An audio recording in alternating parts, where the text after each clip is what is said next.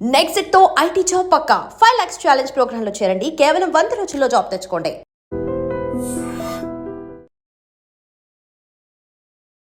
మీరు చెప్పిన ఆ రీజన్ ఒక 10% ఉంటే లేడీస్ వైపు కానీ ఎక్కువ మగవాళ్ళు ఇదే చేస్తుంటారు కదా. మగవాళ్ళు చేస్తుంటారండి, అదొకటే కాదు, చాలా రకరకాలుగా ఏదో ఇల్లిసిట్ కాంటాక్ట్స్ అని అప్పచెప్తుంటారు, డౌరీ హరాస్మెంట్ అని వాళ్ళు పెడుతుంటారు. సో వన్స్ వీళ్ళిద్దరి మనస్సులు ఉండొద్దు అని అనుకుంటే ఇంకా ఏ రీజనాలైనా మనకు లీగల్గా ఫిట్ అయ్యే రీజన్స్ చూపించేసి ఎవిడెన్స్ చూపించేసి డైవర్స్ తీసుకుంటారు తప్ప అది కలవడం చాలా కష్టం. కానీ నా వరకు నేనైతే చాలా వరకు 90% నా ఎఫర్ట్స్ అన్ని కలపడానికి ఫెయిల్ అయిన తర్వాత మాత్రమే నేను ఆ కేసు ముందుకు తీసుకెళ్తానండి. ఓకే, ఇంకా తర్వాత సివిల్ కేసులు తీసుకుంటే మీరు చేసిన కేసు ఫ్యామిలీ డిస్ప్యూట్స్ కానీ పార్ట్నర్షిప్ కేసులు సివిల్ ఎస్ ఒక పార్టిషన్ సూట్ అండి. ఆ పార్టిషన్ సూట్ కూడా లాయర్ గారిదే. నేను అపోజిట్ పార్టీ. ఆ లాయర్ గారు నాకంటే చాలా సీనియర్ లాయర్ గారు, ఆయనకు 40 years ఆఫ్ స్టాండింగ్ ఉంటుంది. వాళ్ళ అక్క ఆయన మధ్యన పార్టిషన్ దావా. దాంట్లో ఒక హైదరాబాద్లో ఆస్తి, వాళ్ళది ఎక్కడో ఆదిలాబాద్ జిల్లా హైదరాబాద్లో ఆస్తి. వాళ్ళ నాన్నగారు కన్స్ట్రక్షన్ చేస్తూ స్లాబ్స్ కొంత వర్క్ చేసి చనిపోయినారు. చనిపోయిన తర్వాత వీలునామా ఒకటి సృష్టించినారు, లాయర్ గారు కదా, వీలునామా సృష్టించి మా నాన్నగారు ఈ ఆస్తి నాకు రాసిందని చెప్పేసి ఒక ఇంజెక్షన్ దావా వేసినారు. కానీ తండ్రి రాష్ట్రంలో కూతురికి వాటా ఉంటుంది కదా. వీలునామా అండి అది.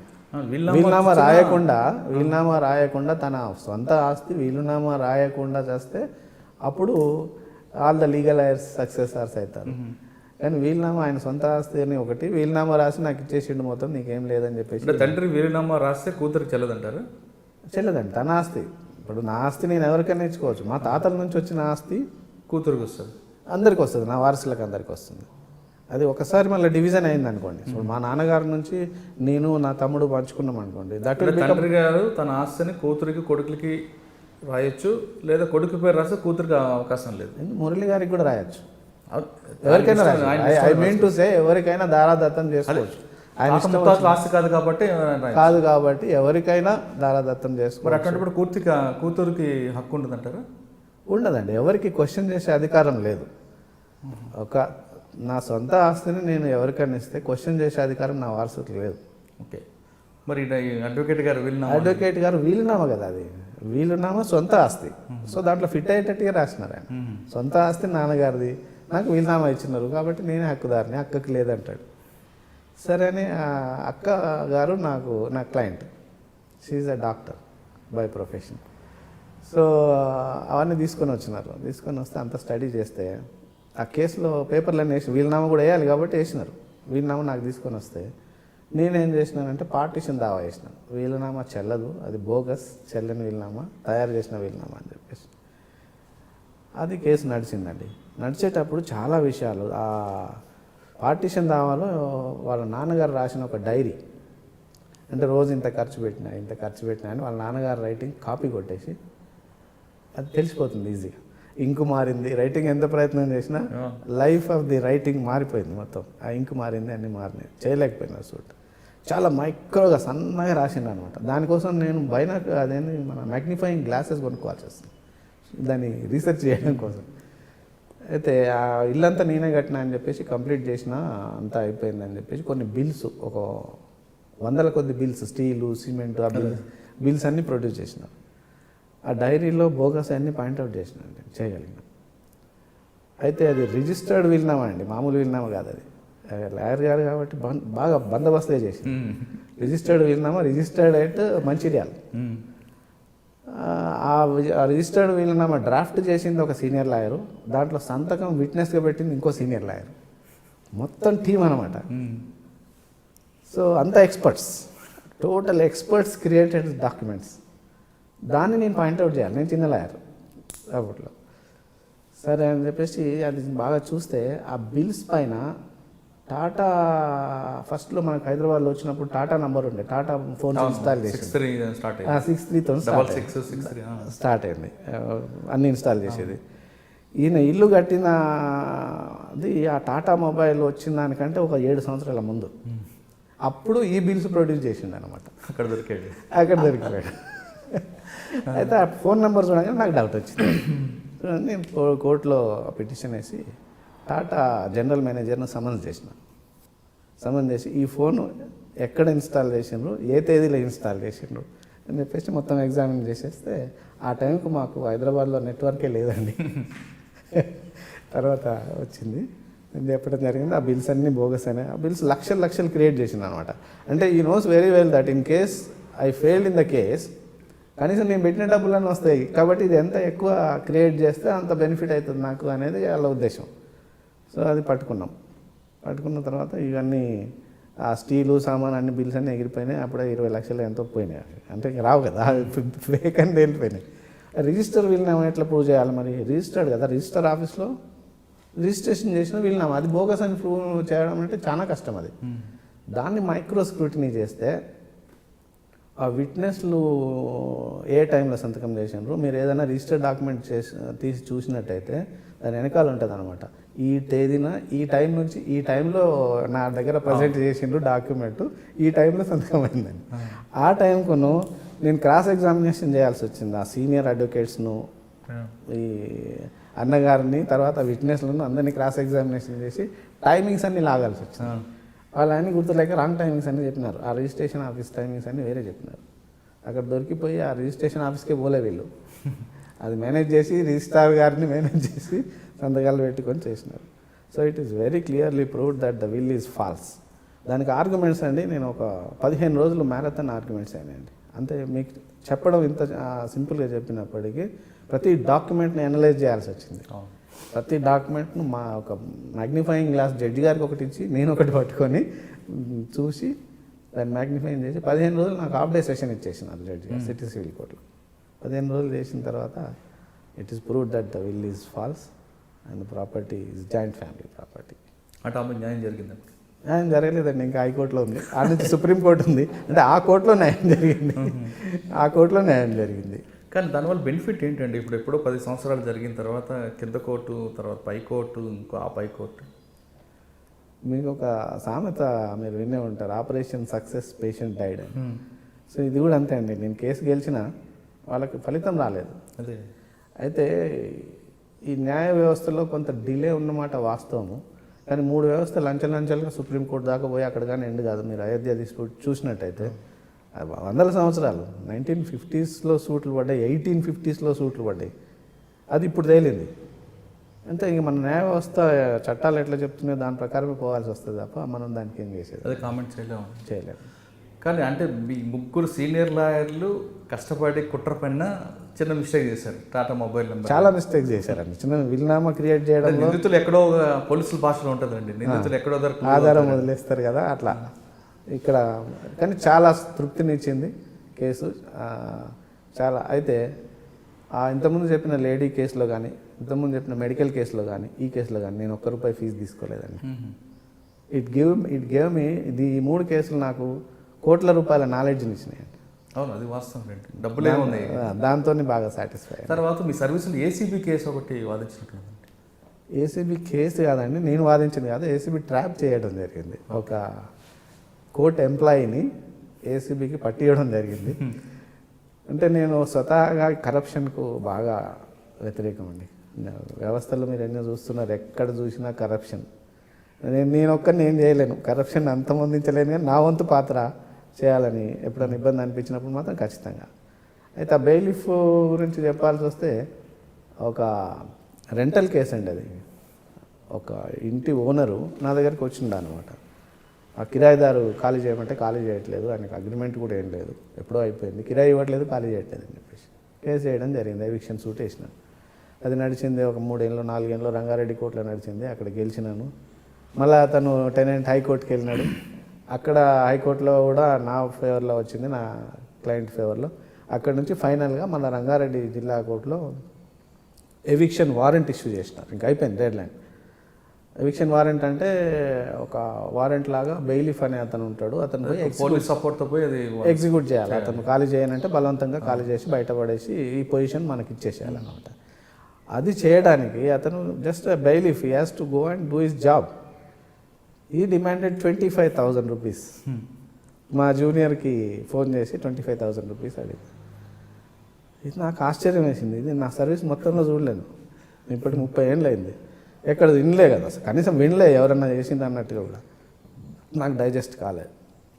కోర్టులో ఒకరోజు పోతుంటే తనే వచ్చి ఆ బెయిలిఫ్ ఎవరో నాకు తెలియదు అసలు. మేము సీనియర్లో అయిన తర్వాత ఆ సెక్షన్లోకి పోవడం, వాళ్ళు ఎవరో అవన్నీ తెలియదు మాకు. కోర్టులోకి పోతాం, ఆర్గ్యూ చేస్తాం, వస్తాం. ఆయన నమస్కారం సార్ అని వచ్చిండ్రు. ఏంది బాబు అని అంటే, సార్ ఆ బెయిలిఫ్ నేనే ఎగ్జిక్యూట్ చేయాలన్నాడు. ఓ నువ్వే నా 25,000 అడిగిందంటే, నేనే సార్, ఇక మీరు వచ్చింది కదా సార్, ఒక 5,000 డిస్కౌంట్ అని అన్నా. ఓకే చాలా థ్యాంక్స్ అన్న. 5,000 డిస్కౌంట్ ఇచ్చి 20,000 ఇచ్చుకోలేడయ్యా నా క్లయింట్, అంత ఇచ్చుకోలేడు. ఇప్పటికి 7 ఏళ్ళు అయింది, నేనే ఫీజు తీసుకోలేదు, అంతా ఇన్నేళ్ళు కొట్లాడి నీకు ఇచ్చుకోలేడు అంటే, లేదు సార్ అది ఇస్తేనే అవుతుంది, నా పైన కూడా ఉంటారు కదా, అందరం ఉంటాం కదా, ఇక మామూలుగా చెప్పేసి. సరే ఇంకా నాకు ఇంకా దీన్ని క్లోజ్ చేయాల్సిన కేసే అని చెప్పేసి అనిపించింది. ఏసీబీని అప్రోచ్ అయ్యాను. ఏసీబీ వాళ్ళు వాళ్ళ ప్రొసీజర్ అంతా చేసుకున్నారు. వాళ్ళు ఫైన్ డే మార్నింగ్ 7:30కి తనే టైం ఇచ్చిండు, తనే ప్లేస్ ఇచ్చిండు. వాళ్ళని ప్లేస్కు రండి సార్ అంటే, ఆ ప్రిమిసెస్కు దగ్గరలో వస్తే ఆడ ఒక చెట్టు ఉంది, ఆ చెట్టు కింద నాకు డబ్బులు ఇచ్చేస్తే అక్కడ నుంచి పోయి నేను చేసేస్తా సార్ అని. సరే ఏసీబీకి అప్రోచ్ అయినాను. ఏసీబీ పెద్ద టీం వచ్చేసింది. నా వెంట నేను ఒక్కనే ఉన్నాను, నేను నా డ్రైవర్ కార్లో. పక్కన కూర్చున్నాడు, డబ్బులు అడిగితే ఇచ్చేసినాను. వెంటనే కారు దిగగానే ఏసీ వాళ్ళు పట్టేసుకున్నారు.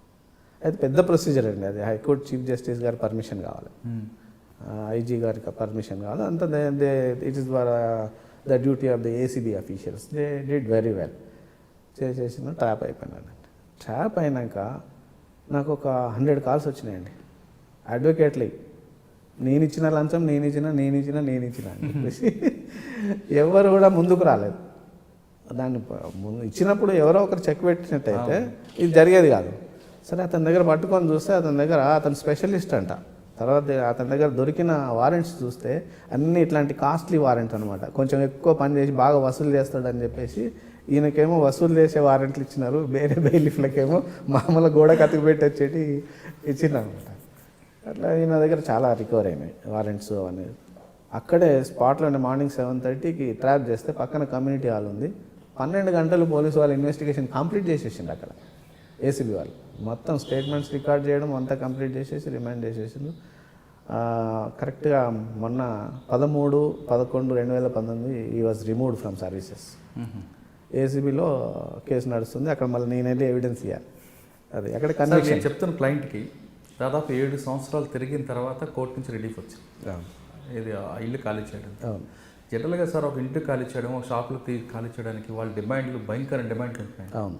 మరి దాని పరిష్కారం ఏంటండి? ఇప్పుడు ఒక ఇల్లు తీసుకుంటారు, ఆ ఇల్లు ఖాళీ చేయడానికి వాళ్ళకి మళ్ళీ గుడ్ విల్ కింద డబ్బులు అడుగుతున్నారు. సరే అడిగేది ఒక పద్ధతిగా రిక్వెస్ట్లో అడిగితే వేరేగా ఉంటుంది, కానీ డిమాండ్ ఎక్కువ అవుతుంది. అవును.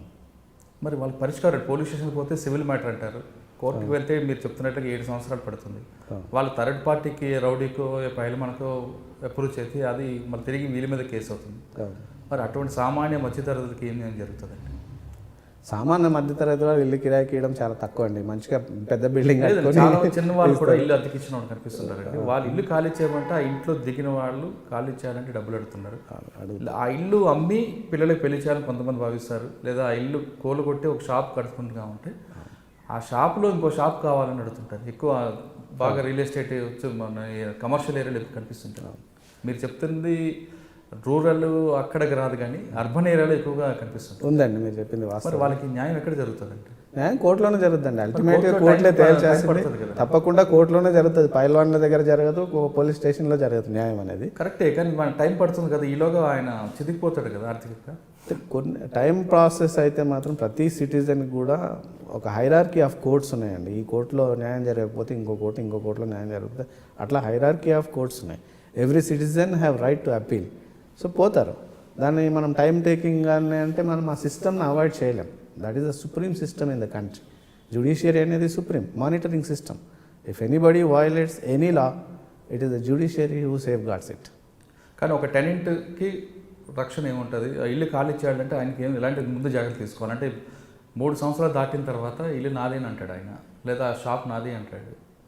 అయితే మనం మామూలుగా ఇంటి సాధారణ ఒక వ్యక్తి, మీరు సీనియర్ అడ్వకేట్గా క్వశ్చన్ అడుగుతున్నా, సాధారణ వ్యక్తి ఒక షాపు అద్దెకి ఇచ్చేది, ఆ షాపుని ఖాళీ చేయాలని అనుకుంటే అతనికి ఎలాంటి హక్కులు ఉంటాయి? మొట్టమొదలు ఏంటంటే సార్, ఇది రెంటల్ అగ్రిమెంట్స్ రాసుకోరండి వీళ్ళు. మామూలుగా వచ్చినప్పుడు మంచిగా ఉంటాయి, సామరస్యంగా ఉంటాయి, సంబంధాలు బాగుంటాయి కాబట్టి ఇచ్చేస్తారు, మాట్లాడుకుంటారు. నేను 2 ఏళ్ళు కాగానే ఖాళీ చేస్తా అంటాడు ఆయన, అంత బాగుంటుంది. తర్వాత ఇబ్బంది పెట్టినప్పుడు ఆ డాక్యుమెంట్ లేకపోవడం వల్ల కోర్టులలో ఇంకా చాలా డిలే అయ్యే పరిస్థితి ఉంటుంది, నెగిటివ్ అయ్యే పరిస్థితి ఉంటుంది. అగ్రిమెంట్ అనేది కంపల్సరీ రాసుకోవాలండి. ఫస్ట్ సేఫ్ గార్డ్స్ అంటే రెంటల్ అగ్రిమెంట్ రాసుకోవాలి. 1 ఇయరా 2 ఇయర్సా, రెంట్ ఎంత అన్నీ రాసుకోవాలి. అది రాసుకోరు ఎందుకంటే దాని మీద స్టాంప్ డ్యూటీ కట్టాలి. రాసుకుంటే రిజిస్ట్రేషన్ చేస్తే దాని మీద స్టాంప్ డ్యూటీ కట్టాలి. ఆ స్టాంప్ డ్యూటీకి భయపడి వీళ్ళు రాసుకోవడం మానేస్తారు. అది మనకి ఇబ్బంది అవుతుంది. ఆయన వచ్చి ఏం చేస్తాడు, నేను ఎప్పటి నుంచో ఉంటున్నా, నేను 10,000 రెంట్ కడుతున్నా, నేను 20,000 రెంట్ కడుతున్నా అంటాడు. ఏది అంతా ఓరల్గా ఉంటుంది. ఈయన నేను రెంట్కే ఇవ్వలేదు అంటాడు. సో ఏ దానికి ఓరల్ ఎవిడెన్స్ ఉండదు. మన చట్టాలు ఏం చెప్తాయంటే any trespasser also cannot be evicted without following due process of law. ఎవరైనా వచ్చి ఉంటే మీరు డ్యూ ప్రాసెస్ ఫాలో కాండి, కానీ మీరు గల్లబట్టి బయటకు వేస్తా, సామాన్ బయటకు వేస్తా అంటే కుదరదు. చట్టాన్ని కుదరదు. కాబట్టి డ్యూ ప్రాసెస్ ఆఫ్ లా. అతను ఇంట్లోకి వస్తుంది మాత్రం డ్యూ ప్రాసెస్ ఏం లేదండి, వచ్చి కూర్చోవచ్చు. చట్టం అట్లా ఉంటుంది మనం. కానీ ఇదే చట్టంలో 447 మీరు చెప్తున్న ట్రెస్ పాస్కి, ఆ ట్రెస్ పాస్ మళ్ళీ అది బై ఫోర్స్ వస్తే ట్రెస్ పాస్ వేసుకోవచ్చు. అవును, కానీ 448లో ఇంకో సెక్షన్ చెప్తుంది కదండి, మీరు అన్నట్లు లోపలికి లీగల్గా వచ్చినా ఆ టైం అయిపోయిన తర్వాత ఇల్లీగల్ అవుతుంది కదా.